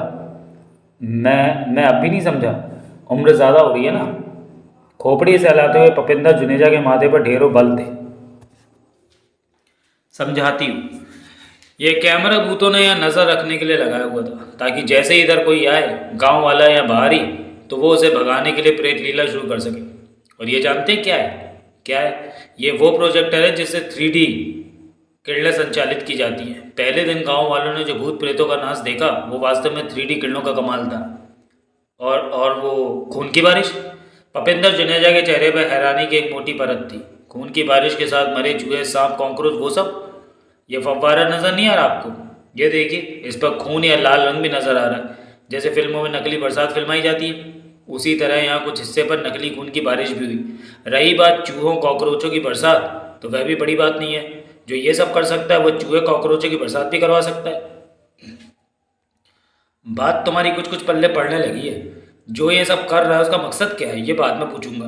पहले एक छोटा सा प्रश्न और, वो भी कर लीजिए। जेब से सिगरेट और लाइटर बरामद करते हुए रीमा ने कहा, टीवी में मैंने देखा था गांव वाले हवा में उड़ते दिख रहे थे। वो कैसे संभव हुआ होगा? डियर अंकल, सिगरेट का कश लगाने के बाद उसका धुआं उगलते हुए रीमा ने कहना शुरू किया, यह भी किसी टॉप के वैज्ञानिक का चलाया चक्कर है। किसी गैस से कुछ स्थान का गुरुत्वाकर्षण हटा देने पर उतना स्थान स्पेस जैसा हो गया। स्पेस में गुरुत्वाकर्षण नहीं होता तो वहाँ की प्रत्येक वस्तु भार विहीन हो जाती है। बड़े बड़े ग्रह यूं ही स्पेस में चकराया करते हैं। उसी पद्धति पर कोई चमत्कार दिखाया होगा भूतों के सरदार ने, जिसके बारे में मेरा अनुमान है कि वो कोई और नहीं, चीनी शैतान तानसी है। क्या? सुनकर मुंह खुला भूपेंद्र जुनेजा का तो खुला ही रह गया, जबकि रीमा पूरे इत्मीनान के साथ सिगरेट का कश लगा रही थी। मैं तो पहले ही सोच रहा था। पल भर बाद भूपेंद्र जुनेजा ने कहना शुरू किया, मेरे साथ यहाँ आने की जो वजह तुमने बताई वह सही हो ही नहीं सकती। तभी मेरा अंदाज़ा था कि कोई और ही चक्कर था जिसकी वजह से तुम मेरे साथ चलने को कह रही थी। झूठ कहा था क्या मैंने? सिगरेट का धुआं उगलते हुए रीमा के चेहरे पर शरारत थी। भूत प्रेतों को काबू करने की बात करके ही मैं आपके साथ आई थी, और अभी भी वही इरादा है मेरा। चलो मैंने माना यहाँ जो भूत प्रेत लीलाएं हो रही हैं उनके पीछे तामसी का हाथ हो सकता है, लेकिन सवाल है वो ये सब क्यों कर रहे हैं? आपके इस प्रश्न का एंड फिट जवाब मेरे पास अभी तो नहीं है। हाँ, अपना अनुमान ज़रूर पेश कर सकती हूँ। मुंबई में उसकी प्रयोगशाला नष्ट हो चुकी है। वहाँ से भागते हुए उसने मुझे चैलेंज किया था कि वो देश नहीं छोड़ेगा, इसी देश में रहकर वो कोई नया कारनामा दिखाएगा। अब मेरा अनुमान है कि वो यहाँ अपनी प्रयोगशाला बनाने की फिराक में है। इसलिए वो ना तो ये चाहता है कि यहाँ मोबाइल का टावर खड़ा हो, और साथ ही वो गांव वालों को इधर आने भी नहीं देना चाहता। इसलिए गांव वालों को आतंकित करने के लिए ही उसने ये प्रेत लीला वाला चक्कर चला रखा है। है तो सही वजन तुम्हारी बात में। भूपेंद्र जुनेजा ने उसके अंदाजे में सहमति की मोहर लगाई। यह ढेर सारा सामान तुम्हारी थ्योरी को सच साबित करता है। ज़रूर वो तानसी ही होगा, लेकिन अभी है वो किसी बिल में ही। पहले मुझे वो बिल तलाश करना होगा जिसमें वो छुपा है। बिल तलाश कर लेने में मैं उसके पास उसका हाल चाल पूछने पहुंचूंगी। लेकिन रीमा, मुझे लगता है कि तुम्हारे लिए अब उसका बिल तलाश कर पाना इतना आसान ना होगा। ये बात आपने किस आधार पर कही है अंकल? पूछते वक्त रीमा के चेहरे पर असमंजस के भाव थे। तानसी को तुम्हारी यहाँ की उपस्थिति का पता चल ही गया होगा। रात उसने शॉर्ट सर्किट टीवी पर तुम्हें निश्चय ही देखा होगा। वो आक्रमण भी उसी के इशारे पर हुआ। तुम्हें लड़का पाने में असफल रहने पर सुबह ही उसने ये अपना तामझाम इसलिए समेटवाना ज़रूरी समझा होगा कि कहीं तुम्हारी नज़र सामान पर ना पड़ जाए। करेक्ट, बिल्कुल यही मैं भी सोच रही थी। ये सामान उसकी पोल खोल देने के लिए काफ़ी था, और मेरे ख्याल से आपने इसी आधार पर यह कहा है कि मुझसे सतर्क होने पर तानसी को मैं आसानी से नहीं खोज सकती हूँ। यही समझाना चाहता था मैं। उसके यहाँ से भाग निकलने में ही अब कल्याण है। रुका रहा तो हरामी को खोज ही लूँगी, चाहे जितने मर्जी गहरे बिल में छुपा बैठा रहे हो। अब फिलहाल हमें क्या करना चाहिए? वापसी, गांव चलते हैं। स्नान ध्यान चाय पानी कुछ भी तो नहीं किया हमने, और ये सामान साथ लेकर चलेंगे। आइए डालते हैं इसे बैग में। भूपेंद्र जुनेजा ने सहमति में सिर हिलाया। सुबह के 11 बजते ही पीनी शुरू कर दी थी अनिल कोयरी ने। उस घड़ी उसके हाथ में चौथा बैग था। माथे पर पट्टी बंधी थी, बाकी अंदरूनी तो कई चोटें थी, लेकिन फिर भी बेड रेस्ट नहीं बताया था उसे गाँव के डॉक्टर ने। अपने कमरे में कुर्सी पर बैठा पिछले 1 घंटे से पी रहा था। हाथ में पकड़े चौथे बैग ने उसकी आंखों की रंगत बदलनी शुरू कर दी थी। आंखों की तरह नशे की वजह से चेहरे की रंगत भी सुर्ख होने लगी थी। तभी उसके जहन में एक चेहरा उभरा तो उसका चेहरा तमतमा उठा। वह चेहरा चेचक के दागों से भरा आबनूसी रंगत वाले काशी चौधरी का था। अगले ही पल वो होठे ही होठों में बुदबुदा उठा। हम तोहरे का छोड़त नहीं काशी चौधरी, बहुत बुरी मौत देव तोहरे का हम। तभी चक चक की आवाज़ सुनकर वह चौंका तथा घर के पिछवाड़े की तरफ खुलने वाले दरवाजे की तरफ देखने लगा। यह देखकर उसने संतोष की सांस ली कि दरवाज़ा खोलकर अंदर आने वाली उसकी प्रेयसी कांता ही थी। अनिल। कमरे में अंदर आती कांता लता की तरह अनिल कोयरी से लिपट कर सिसकने लगी। ये कैसे हुआ? किसने किया? सुना तो रहा नहीं गया। दोपहर में जोखिम उठाकर पता करने आ गई।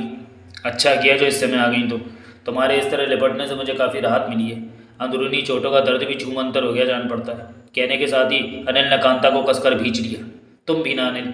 कांता ने उसकी आंखों में अनुराग भरी नज़रों से झांकते हुए कहा। जब देखो तुम्हें मस्ती सूझती है, जबकि सुबह जब से मुझे तुम्हारे बारे में पता चला तो पानी की एक बूंद तक नहीं पी गई मुझसे। अच्छा? अनिल कोयरी के चेहरे पर शरारत थी। तुम्हारी कसम अनिल, जबकि कांता के चेहरे पर ज़माने भर की मासूमियत का कब्जा था। ऐसा है तो मेरी जान, मेरा पहला फ़र्ज़ ये बनता है कि मैं तुम्हारी प्यास बुझाऊँ। कैसे? बड़ा ही मासूम सा सवाल किया कांता ने। ऐसे कहते हुए अपने अधर कांता के अंदरों से सटा दिया अनिल ने।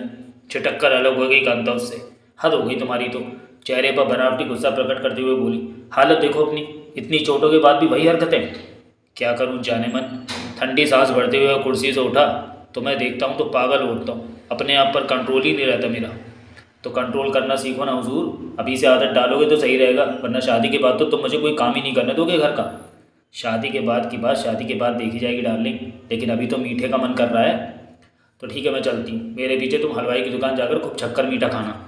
मीठा खाने के लिए मुझे हलवाई की दुकान जाने की ज़रूरत नहीं है। लपक कर कांतों को अपनी भावों में जकड़ता हुआ अनिल बोला। तुम्हारे ये रस भरे होठ रसगुल्लों से कम थोड़े ही हैं। कहने के साथ ही उसने अपने होठों के शिकंजे में कांता के होठों को कसकर भींचा और उसे लॉलीपॉप की तरह चूसने लगा, बच्चे की तरह चटकारा ले लेकर। कांता का चेहरा सुर्ख होने लगा, बदन हौले हौले कांपने लगा। अगले ही पल उसने अनिल की कमर पकड़ ली तथा अपने कठोर हो चले सीने के उभारों को अनिल के चौड़े चकले सीने पर रगड़ने लगी। अनिल कोयरी का हाथ उसकी सलवार के नाड़े तक जा पहुंचा। तभी कांता ने अपने आप को उसकी पकड़ से मुक्त कराते हुए मदहोश आवाज़ में कहा, मैंने दरवाज़ा अंदर से बंद नहीं किया था अनिल, कोई अचानक आ गया तो। अनिल ने उसकी बात पूरी होने तक दरवाजे को बंद कर दिया था। साकल चढ़ाने के बाद वह पलटा और कांता को उठाकर तख्त पर पटका और फिर उस पर सवार होता चला गया।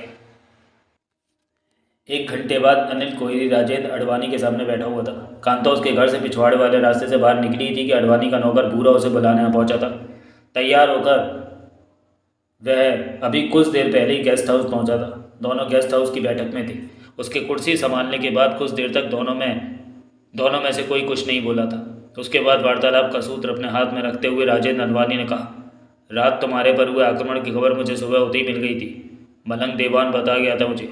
खबर सुनकर पल भर के लिए चिंतित हो उठा था। लेकिन जब देवान ने बताया कि चिंता की कोई बात नहीं, तब थोड़ा संतोष हुआ था। जी इंजीनियर साहब, ईश्वर की कृपा रही कि रात के हमले में कोई घातक चोट नहीं लगी। वैसे मारने वालों ने कोई कसर नहीं उठा रखी। मार ही डालते जो अगर मुखिया के मेहमान ऐन वक्त पर वहाँ पहुँच कर बचा नहीं लेते। मैंने तो अभी तक उनका शुक्रिया तक अदा नहीं किया। यहाँ से सीधा मुखिया के यहाँ ही जाऊँगा। बस आपसे जानना चाहता हूँ कि आपने मुझे क्यों याद किया। कोयरी, मैंने आज सुबह मोबाइल कंपनी के चेयरमैन से बात की थी। उसे वास्तु स्थिति से अवगत कराया तो जानते हो उसने क्या कहा है? क्या बोला था? काम समय पर पूरा होना चाहिए जैसे भी हो। यानी एक तरह से चेयरमैन ने काशी चौधरी की बेहुदा मांग मान लेने की हामी भरी है। हाँ, कंपनी का करोड़ों का प्रोजेक्ट है ये। समय पर पूरा होने पर ही कंपनी को लाभ हो सकता है, अन्यथा नुकसान ही नुकसान है। ऐसे में जायज़ या नाजायज़ पर कौन ध्यान देता है? 10 लाख के लिए करोड़ों का चूना कंपनी जैसे लगवा सकती है। मैंने काशी चौधरी को बुलवाया, आता ही होगा वह। आने पर बात करता हूँ उससे। लेकिन सर, अनिल कोयरी के चेहरे से लग रहा था कि उसे ये कतई अच्छा नहीं लगा था कि कंपनी काशी चौधरी की मांग मान रही थी। मेरे ख्याल से आपको जल्दबाजी से काम ले रहा है। 2-1 दिन इंतज़ार करते अभी, शायद काशी के आगे टुकड़े डाले भी नहीं काम बन जाता। नहीं बन सकता, बैठक में कदम रखते हुए आबनूसी रंगत वाले ने कहा। इस बार काशी चौधरी की राजनीति काम करके ही रहेगी। हालात की गेंद मेरे ही पाले में है और अंत तक रहने वाली, यकीन के साथ कह रहा हूँ। बोलो इंजीनियर बाबू, कैसे याद किया हमको? सोफे पर पसरते हुए उसने अपनी निगाहें राजेंद्र अडवाणी के चेहरे पर टिका दी। हरामज़ादा सांप, अनिल कोयरी मनी मन बड़बड़ाया। चौधरी, अडवाणी ने सोफे पर पहलू बदलते हुए कहा, मैंने कंपनी के चेयरमैन से बात की है। कंपनी तुम्हारी बात एक शर्त पर मानने को तैयार है। शर्त बताओ अपनी। शर्त मेरी नहीं, कंपनी की है। एक ही बात है, बोलो। कंपनी तुम्हारी पेमेंट टावर स्थापित हो जाने के बाद करेगी। नहीं, नहीं मंजूर मुझे ये। क्यों? इस बार टावर के लिए खुदाई का काम शुरू हो जाने के बाद मामले की गेंद मेरे पाले से बाहर हो जाएगी। तब कंपनी भला मुझे पेमेंट क्यों करने लगी? मैंने कौन सा कंपनी को कोई मटेरियल बेचा है? तुमसे धोखा नहीं होगा, ये मेरा वादा है। रहने दो इंजीनियर बाबू, वादे करना हम नेताओं का काम है। अब वहाँ काम तभी शुरू हो सकेगा जबकि कंपनी मुझे मेरी पेमेंट कर देती है। गांव वाले ना माने तो, काम ना शुरू हुआ तो, ये मेरी गारंटी है। पैसा लूँगा तो काम पूरा करवाऊँगा। ज़ुबानी कहने से क्या होता है? आप कंपनी की बात को खातिर में नहीं ला रहे तो कंपनी क्यों कर अब आपकी ज़ुबान पर एतवार करने लगी? ना करे। कालिया ने सोफे से उठते हुए कहा, मैं चलता हूँ, नमस्ते। 1 मिनट, बात असूलों की हो रही है चौधरी साहब, तो गुस्सा नहीं करना चाहिए। पहले मेरी बात पूरी हो जाने दीजिए, बात जचे तो ठीक, वरना मेरी भी नमस्ते। काशी चौधरी ने फिर से सोफा पकड़ा। अडवाणी की ओर देखते हुए कहा, हाँ तो इंजीनियर साहब, अपनी बात पूरी कीजिए। आप क्या कहते हैं? आप कंपनी की एक और कंडीशन है, मैं सुनना चाहता हूँ। एक तीसरे आदमी को बीच में डाल दीजिए। तीसरा होना ईमानदार चाहिए, जिसकी गांव में कोई बखत हो। पैसा उसके बाद जमा करा दिया जाएगा। काम पूरा हो तो उससे पैसा आप ले लेना, वरना कंपनी का पैसा कंपनी ले लेगी। सोच में पड़ गया काशी चौधरी।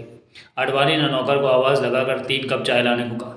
5 मिनट तक सोचते रहने के बाद काशी चौधरी ने अडवाणी की ओर देखते हुए कहा, हमारे गाँव में सबसे ज़्यादा ईमानदार गाँव के मुखिया नूर जमा खां को या फिर गांव के डॉक्टर जयनारायण को माना जाता है। चूँकि 10 में से 5 लाख मैं गांव के विकास के लिए खर्च करना चाहता हूं, इसलिए ये रकम डॉक्टर मुखिया दोनों की मौजूदगी में आप मुखिया को ही सौंप दें। रही 5 लाख की बात, उसकी किसी को भनक भी नहीं लगनी चाहिए। ये रकम आपको मुझे ही देनी होगी, वो भी आधी रकम। उसकी बात को बीच में ही काटते हुए अडवाणी ने कहा, 2.5 लाख मैं तुम्हें एडवांस में दूंगा, बाकी 2.5 लाख और काम शुरू हो जाए तब ले लेना। मुझे मंजूर है। लो चाय आ गई, चाय पियो। रकम में यानी 2.5 लाख तो मैं अभी पेमेंट करता हूँ। अब लेबर की व्यवस्था तुम्हें ही करनी होगी, बाकी वहाँ की देख रेख करने के लिए अनिल है ही।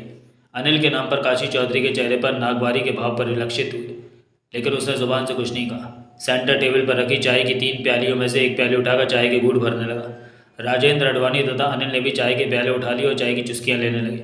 चाय पीते हुए अनिल कोयरी के सीने में काशी चौधरी के प्रति प्रतिशोध की ज्वाला धधक रही थी। चाय नाश्ते से निपटने के बाद जैसे ही रीमा भारती ने कमरे की दीवार पर टंगे आईने के सामने खड़े होकर अपने बाल व्यवस्थित करने शुरू किए तो पपिंदर जुनेजा बोल उठे, अब कहाँ की तैयारी हो रही है? मैं एक चक्कर उधर का और लगाना चाहती हूँ। पोनी टेल पर रबड़ बैंड चढ़ाते हुए रीमा ने बताया, किंतु अब वहाँ क्या रखा है? मुझे उस बिल को तलाशना है जिसमें कि तानसी छुपा हो सकता है। मैं भी चलूँ? चलिए अंकल, मुझे आपको साथ ले चलने में भला क्या आपत्ति हो सकती है? उल्टा आप तो मेरी मदद ही करेंगे। चारपाई से उठकर खड़े हो गए पपिंदर जुनेजा। जूते पहनते हुए रीमा भारती से मुखातिब हुए, वैसे रीमा, मुझे हैरानी हो रही है ये सोचकर कि तानसी को हिंदुस्तान में यही जगह मिली थी आकर छुपने के लिए। उसे कहीं तो छुपना था ना अंकल। छुपने के साथ साथ उसका मकसद अपने प्रयोगों के लिए नई प्रयोगशाला तैयार करना भी है। लेकिन प्रयोगशाला तैयार करने में तो काफ़ी पैसे खर्च होते हैं, उसका इंतज़ाम कैसे किया होगा उसने? जब आप ये सोच कर देना कि पुराने अड्डे से वो तुम्हारे खदेड़ने पर भागा है, ऐसे में रुपया पैसा तो वो वहाँ से लेकर भागा नहीं होगा। करेक्ट, इस बारे में मेरा एक अंदाज़ा है। क्या? लखनऊ में उसके साथ जो सांता क्लॉज का भैरूप धारण किया उसका जोड़ीदार देखा गया, वही उसकी मदद कर रहा है। मेरा ये भी मानना है कि वह बहरूपिया या तो इसी गांव का है या फिर आसपास के किसी गांव का है, लेकिन यह निश्चित है कि वह है कोई बिहारी बाबू। ये जो तुम पक्का करके बोली, जूतों के फीते बांध चुकने के बाद चारपाई से उठते हुए भूपेंद्र जुनेजा ने अपनी शंका का निवारण करने की गर्ज से कहा, इससे लगता है कि वह बिहार का रहने वाला है। क्यों? यस अंकल, लखनऊ के होटल आधारशिला में उस बहरूपिये के कमरे से बरामद सामान में भोजपुरी गानों की 6 सीडी भी थी। और उस दिन शाम को आपके घर में जब आपने बताया कि बिहार के किसी गांव में प्रेत लीलाएं होने की खबरें सुनकर आप बिहार जा रहे हैं, तभी मुझे 50% विश्वास हो गया था कि निश्चय ही प्रेत लीलाओं में तानसी का हाथ था। ये विश्वास तुम्हारे मन में मैच इसलिए जमा कि तानसी के साथ कोई बिहारी व्यक्ति था? हाँ अंकल, तभी तुमने बाहर दरवाजे पर ताला लगाते हुए भूपेंद्र जुनेजा बोले, गोली की तरह निर्णय लिया कि मेरे साथ बिहार चलोगी। बिल्कुल यही बात थी। और अब तुम्हारी सोच क्या कहती है? रीमा के साथ एक और कदम बढ़ाते हुए भूपेंद्र जुनेजा ने कहा, तानसी ने इस गांव में अपना बिल या ठिकाना उधर ही बनाया होगा जिधर हम चल रहे हैं।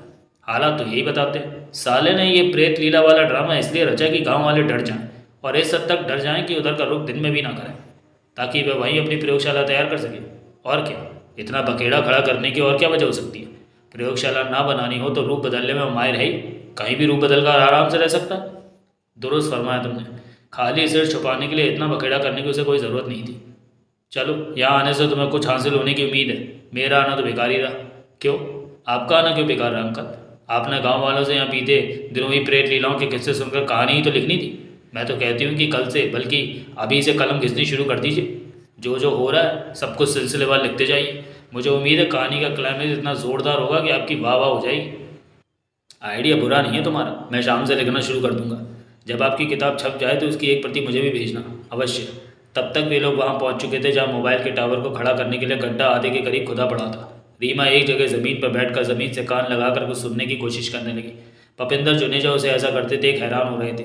कुछ देर तक तो वे चुपचाप अपनी जगह खड़े उसे ऐसा करते देखते रहे, जबकि रीमा भारती तब तक ज़मीन पर लेटकर अपना कान ज़मीन से सटाए कुछ देर वहीं पड़ी रही। ये आखिर भूपेंद्र जुनेजा से रहा नहीं गया तो वह बोल पड़े, आखिर तुम कर क्या रही हो रीमा? बिल को तलाश कर रही थी, रीमा ने उठते हुए कहा। कान लगाकर? कमाल है भाई, ये तो कोई नया तरीका जान पड़ता है बिल तलाश करने का। रीमा भारती हंसते हुए ही बोली, दरअसल अंकल, मेरा अंदाज़ा ये कहता है कि तानसी ने यदि यह अपनी नई प्रयोगशाला का निर्माण कराया भी तो अंडरग्राउंड ही कराएगा। ज़मीन से कान लगाकर मैं आहट लेने की कोशिश कर रही थी कि यदि मेरा अंदाज़ा सही है तो नीचे कहीं प्रकाश व्यवस्था के लिए जनरेटर वगैरह की व्यवस्था की होगी उन्होंने। ओह, तो ये बात है। मिली फिर कोई आहट?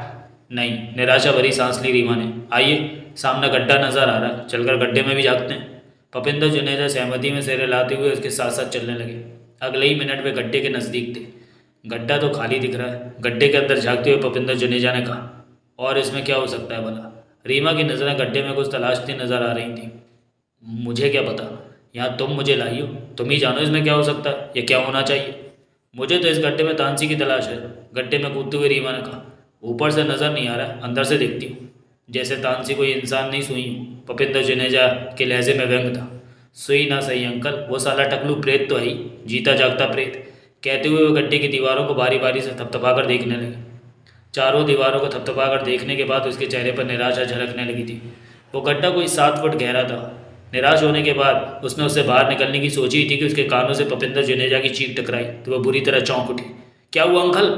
चीखते हुए उसका जिस्म रॉकेट की तरह ऊपर उठने लगा, किंतु इससे पहले कि वह गड्ढे से बाहर आ पाती उसके जिस्म पर एक जाल गिरा। वह हड़बड़ा कर रह गई। अगले ही पल उसका जिस्म जाल में मछली की तरह फंसा गड्ढे के किनारे पर फड़फड़ा रहा था। साथ ही चिल्लाते हुए कह रही थी, अबे हराम खानो, ये तुम्हें क्या मैं जंगली जामुना नजर आ रही हूँ जो मुझे जाल में समेट कर रख दिया है? प्रत्युत्तर में ठाका लगाते हुए 4 लोग उसके सामने आए। शक्ल से वे चारों ही छटे हुए बदमाश दिख रहे थे। एक से बढ़कर एक क्रूर नजर आ रहे थे वे चारों में से एक ने ठाका लगाते हुए कहा, नहीं जाने मन, ये जाल हमने जंगली जानवर पर काबू पाने के लिए नहीं फेंका है, हमने तो इसमें एक परी पकड़ी है। मूर्खो तुम लोग, परी के साथ भला ऐसा व्यवहार किया जाता है? फिर कैसा व्यवहार किया जाता है मेरी उड़न परी? दूसरा अपने होठों पर जुबान फेरता हुआ बोला, तुम ही बता दो। मीठा मीठा प्यारा प्यारा व्यवहार किया जाता परियों से, तभी तो परियां खुश होकर पृथ्वीवासियों को ढेर सा उपहार दी जाती हैं। तुम लोग भी मुझे आज़ाद कर दो, खुश कर दूँ मैं तुम लोगों को। कैसे? तीसरा बदमाश उसके गिरवर की चोटियों की भांति सिर उठाए खड़े उभारों को ललचाई नजरों से देखता हुआ हकलाया। कैसे खुश करोगी तुम हमें? अपनी प्रेम वर्षा से तुम चारों को नहला दूंगी मैं। जाल में जकड़ी रीमा शोक अदा से मुस्कुराई भी थी। सच? तुम्हारी कसम। तब तो तुम्हें खोलना ही पड़ेगा हसीना। चौथा तेजी से उसकी ओर लपका। अबे रुक जा नौरैना। पहला वाला धाड़ा तो चौथे के पैर जहाँ के तहाँ जमीन पर चिपके रह गए। पल भर बाद वह अपने साथी की ओर पलटा। मुंह से एकाएक भर आए थूक को सटकते हुए बोला, यार जीवन, इतना अच्छा मौका है, कितनी हसीन लड़की है, साथ ही निमंत्रण भी दे रही है। सोच, हम 10 जन्म भी लेंगे तो इतनी सुंदर फुलझड़ी छुड़ाने को नहीं मिलने की हमें। नूरैना ठीक कह रहा है जीवन। दूसरा रीमा भारती के चेहरे पर नित्य करी फरेबी मुस्कान से घायल होता हुआ बोला, लौंडिया वाकई जोरदार है, मज़ा आ जाएगा। बेवकूफ़ मत बनो तुम दोनों। दांत पीसते हुए गुर्राया पहले वाला, जिसका नाम उसने साथी जीवन करके ले रहे थे। वो दाढ़ी वाला जिसने इसकी हत्या करने के लिए हमें भेजा है, क्या बोला था, याद है कि नहीं? याद है। वो दाढ़ी वाला बोला था कि ये लड़की बहुत खतरनाक है। लड़की नहीं, बिजली है। लेकिन मुझे तो इसमें खतरनाक जैसी कोई बात नहीं दिखती है। मैं तो कहता हूँ जीवन, मारना तो इसे है ही, क्यों ना पहले इसकी जवानी का आनंद लूट लें हम। बेवकूफ़ मत बन सराजुल। दाढ़ी वाले ने हमें इसकी मौत के 1 लाख देने हैं। इसका किस्सा ख़त्म करने के बाद 1 लाख लेकर कलकत्ता निकल चलेंगे। इस जैसी कई मिलेंगी सोना कांची में। बाजार में एक से एक हसीनाएं लाइन लगाकर ग्राहकों का इंतज़ार करती हैं। जीवन ठीक कह रहा है। तीसरा गंभीर था। दाढ़ी वाले ने इसे खतरनाक बताया तो ये खतरनाक ही होगी, वरना एक लड़की को मारने के लिए वो इधर कोई 5,000 देने वाला नहीं मिलेगा। इसे और इसके साथी को उठाओ, चलकर जिंदा ही दोनों को खाई में फेंक देते हैं। दाढ़ी वाला बोला था कि हमें इन्हें ख़त्म कर देने के बाद इनकी लाशों का भी पता नहीं लगने देना है। ठीक है, सराजुल नाम के बदमाश ने मरे हुए लहजे में कहा, जब तुम सबकी यही इच्छा है तो फिर क्या, उठाओ इन्हें।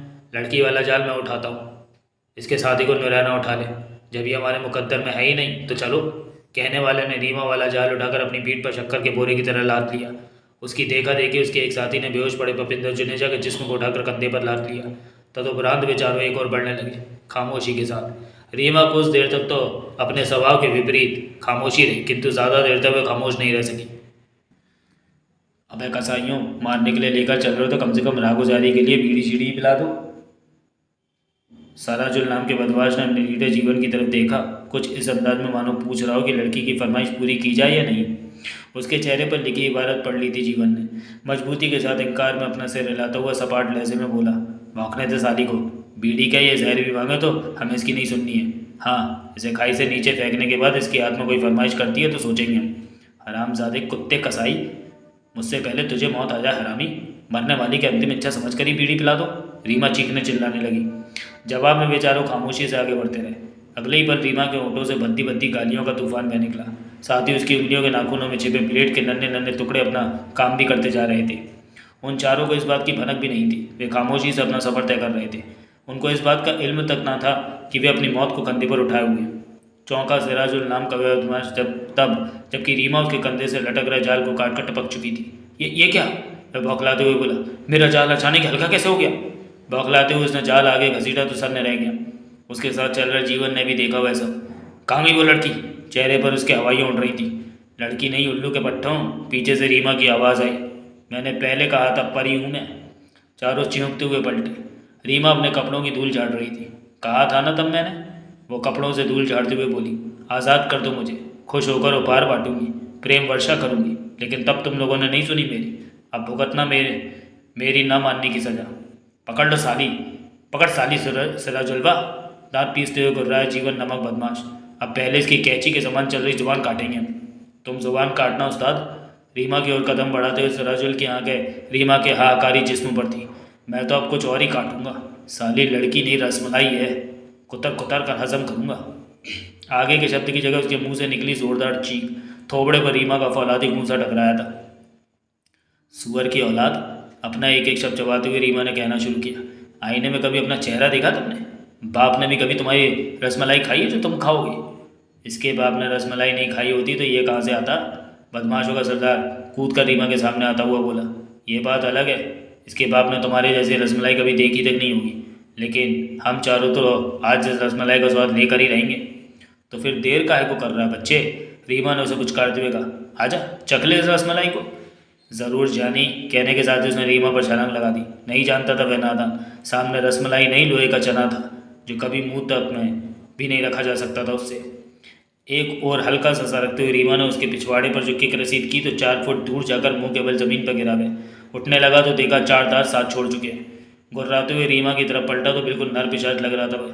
कमीनी कुतिया, जंगली भैंसे की तरह सिर झुकाए रीमा की ओर दौड़ता हुआ चीखा, मैं तुम्हें जिंदा नहीं छोड़ूंगा। तभी रीमा ने उसके एक साथी का हाथ पकड़कर उसके सामने किया और खुद परे हट गई। परिणाम स्वरूप उसके सिर की टक्कर ने उसके अपने ही साथी को हवाई शहर पर पहुंचा दिया। रीमा ने ताली बजाते हुए कहा, वाह प्यारे, क्या शॉट मारा है, देख लेना घंटों नहीं उठेगा तुम्हारा वह साथी। तभी वह जिसके कंधे पर पपिंदर जुनेजा का बेहोश जिस्म था ने बेहोश जिस्म को एक और उछाला, चीखते हुए बोला, उस्ताद लड़की वाकई खतरनाक है, घेर कर मारोगे तो ही बात बनेगी, ये फाउल है। घबरा उठने का नाटक करते हुए रीमा ने कहा, एक लड़की पर काबू पाने के लिए 4 बंदे, वो भी घेर कर मारोगे, शर्म से डूब मरो चुल्लू पर पानी में। लेकिन मेरा नाम भी रीमा है, यूँ आसानी से तो काबू नहीं आने वाली मैं। 3 बदमाशों ने उसकी बात समाप्त होने तक उसे घेर लिया था। उनका चौथा साथी अभी लापता था। उसे घेरे में लिए हुए बदमाशों के चेहरे मारे क्रोध के तमतमा रहे थे, जबकि रीमा अभी भी अपना नाटक जारी रखी थी। देखो भाइयों, एक एक करके भिड़ो, तुम में से किसी ने भी मुझे परास्त कर दिया तो मैं ज़िंदगी भर तुम तीनों, वो चौथा जीवित बचा तो चारों का हुक्का भरूंगी। हुक्का तो तू ऐसे भी भरेगी साली, नुरैना न दांत किटकिटाए, हुक्का नहीं भरेगी तो जाएगी कहाँ। आक्रमण दोस्तों।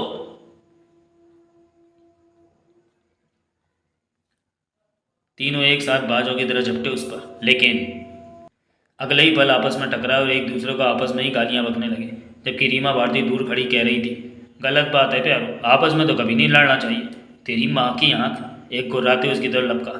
रीमा बहुत ही इत्मीनान से अपने स्थान से तनिक सरकी। बदमाश जैसे ही अपनी झोंक में उसकी बगल से गुजरा, रीमा ने लंगड़ी लगाई तो वो मुंह के बल जमीन पर जा पड़ा। देखकर भाई, रीमा ने हाथ लगाई, दांत तोड़वाओगे क्या अपने?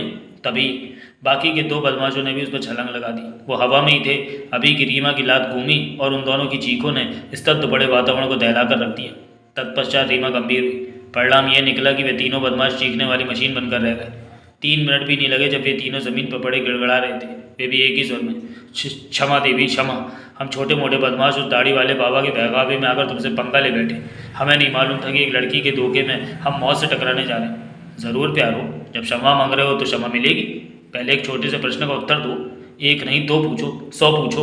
तीनों सम्मिलित स्वर में कह रहे थे। जब तक चाहो पूछती रहो, तुम्हारे सारे प्रश्नों का उत्तर हम बिना रुके बिना झिझके देंगे। वो दाढ़ी वाला बाबा कौन था जिसने तुम्हें मेरा और मेरे अंकल को पुलंदा बांधने के लिए भेजा? तो पहले ही प्रश्न इतना कठिन देवी? तीनों ने हाथ जोड़ दिए। कोई ऐसा सवाल करो जिसका हम जवाब भी दे सकें। भगो मत, रीमा भारती दाढ़ी, शराफत से मेरे पूछे प्रश्न का उत्तर। अपनी बात पूरी करने से पहले ही वो अपने स्थान से थोड़ा परे सरक गई। परिणाम स्वरूप उन तीनों का चौथा साथी हवा में लहराता हुआ अपने साथियों पर आ गिरा। तीनों बदमाश चीखते हुए उसे माँ बहन की गालियाँ देने लगे। रीमा ने केक उड़ाकर उसे भी उन तीनों की लाइन में लटाया, बोली, हाँ तो प्यारो, अब बोलो। हम नहीं जानते कि वो दाढ़ी वाला बाबा कौन था। हम लोग जंगल में एक जगह बैठे रात का प्लान बना रहे थे कि आज की रात किसके घर सेंध लगानी है कि ढीला ढाला चोला पहने एक बाबा हमारे पास आया और उसने जेब में पड़ी नोटों की गड्डियों की झलक दिखाते हुए हमें काम बताया। काम यानी? एक के रुकने पर दूसरा बदमाश बात का सिरा पकड़ते हुए बोला, तुम्हारा और तुम्हारे साथी का खात्मा। 1 लाख में बात तय की थी उसने। लेकिन तीसरे ने बात आगे बढ़ाई, इससे पहले हमने उससे नोटों की गड्डियाँ छीनने की कोशिश की तो उसने विदेशी रिवॉल्वर निकाल ली। पूरी 6 गोलियों वाली रिवॉल्वर थी वह। हम लोगों ने तो हमेशा देसी तमंचे ही रखे अपने पास। हवा निकल गई हमारी अंग्रेजी रिवॉल्वर देखकर। चौथे ने तीसरे को कैच आउट करते हुए कहा, हमने सोचा कि लाख रुपए कमाने हैं तो क्यों ना थोड़ी मशक्क़त कर लें। आ पहुँचे आप लोगों का बैंड बजाने, तब पता नहीं था कि खुद हमारे ही बैंड बजने वाला है। इसका मतलब? उन चारों को घूरते हुए रीमा ने कहा, तुम लोग उस दाढ़ी वाले को नहीं जानते? कतई नहीं देवी। इस बार चारों एक साथ बोले, जानते पहचानते होते तो आपका हाथ पकड़कर, वो भी आप पकड़ने देती तो पकड़ को उसके दरवाजे ले जाकर खड़ा कर देते। रीमा को लगा कि वे चारों सच बोल रहे हैं। इसके बावजूद भी उसने गुर्राते हुए कहा, झूठ मत बोलो हरामियों, वरना मार मार कर खाल में भूसा भर दूंगी। झूठ नहीं कह रहे हम देवी, झूठ बोलें तो विदुर हो जाए हम चारों। मनी मन हंसी रीमा, किंतु प्रकट में आंखें तरेरती हुई बोली, तुम चारों हरामियों को मैं एक ही शर्त पर क्षमा कर सकती हूँ कि तुम लोगों को ईश्वर को हाजिर नाजिर मानकर मुझसे वादा करना होगा कि भविष्य में कभी चोरी चकारी करने की सोचोगे भी नहीं। फिर खाएंगे? नहीं नहीं, बिल्कुल नहीं देवी, हम अभी इसी समय प्रतिज्ञा करते हैं। चारों एक स्वर में कहने लगे कि खून पसीने की मिलेगी तो खाएंगे हम, नहीं तो भूखे सो जाएंगे हम। दौलत हराम की है, वो किस काम की? बस बस इतना काफ़ी है। वे चारों गाना गाने लगे थे तो रोक दिया उन्हें रीमा ने। पूर्ववत आंखें तरेरती हुई बोली, चलो अब उठ लो यहाँ से। वे चारों उठकर नाक की सीध में भाग लिए। कुछ देर तक रीमा उनकी तरफ देखती रही। तत्पश्चात वो एक तरफ बेहोश पड़े पपिंदर जुनेजा की तरफ बढ़ी। उन्हें उठाकर उसने कंधे पर लादा और गांव की ओर चल पड़ी। तो चलिए दोस्तों, काफिर के इस भाग को यहीं समाप्त करते हैं और मिलते हैं इसके अगले भाग में अगले वीडियो में। तब तक के लिए धन्यवाद।